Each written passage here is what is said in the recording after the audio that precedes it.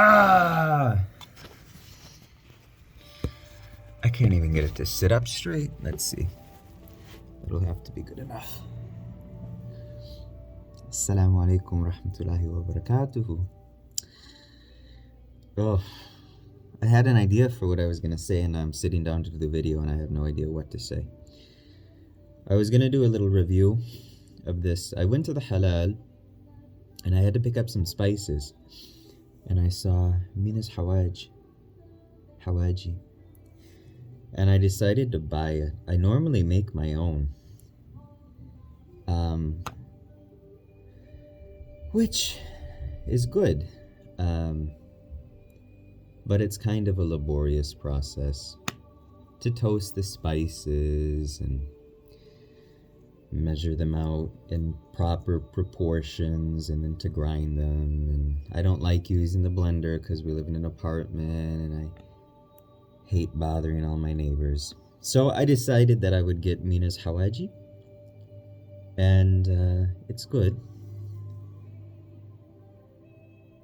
It's $10, so it's probably not the most cost-effective xawaaji. If you're buying your whole spices and making it yourself, you can make it a lot more.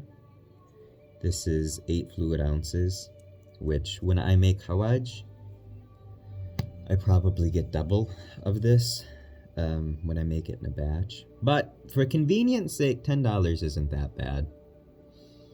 And if you have the spices around already, it is more cost effective to make it on your own. But if you would have to buy those spices special and you don't cook all that much and you don't use the spices all that much, you're probably better off getting an already made xawaaji. And this is the only already made xawaaji that I've ever seen at a halal. They might have a Yemeni version out there somewhere, but as far as Somali xawaaji goes, this is the only brand that I've ever seen. And I cook a lot, and I use xawaaji a lot. Every time I cook, I think I use xawaaji. Even when I make otka, I use xawaaji. And a lot of people don't do that. But my mother-in-law, for example, I've never seen her use xawaaji mix. She uses spices, but never the xawaaji mix. But I do. I think it's easier. Everybody's different. If you use xawaaji, why not try it? If you don't use xawaaji, just continue doing what you're doing.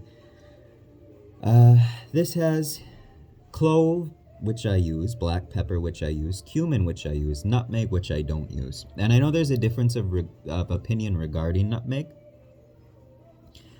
Some scholars say it's haram to use it because it's an intoxicant.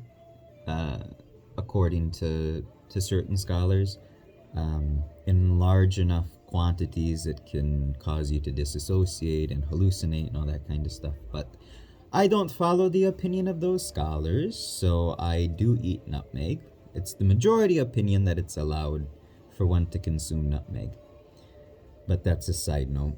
I'm not a scholar, so leave me alone.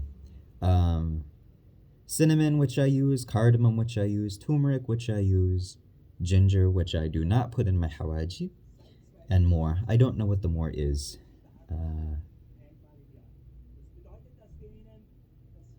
I don't know what the more could be. Black pepper.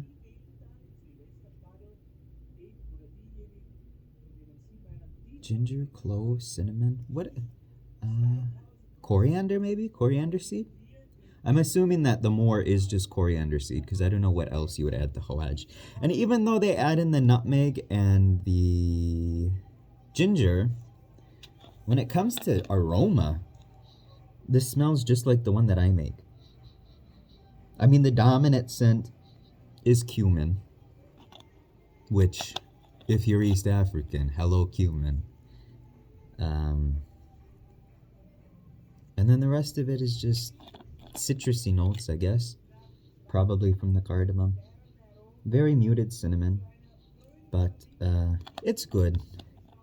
I would suggest it for convenience sake. Also, make your own though. I think everybody should know how to make xawaaji. It's important. That's all I have to say. I'm gonna go now. I have an apartment to clean. Assalamu alaikum.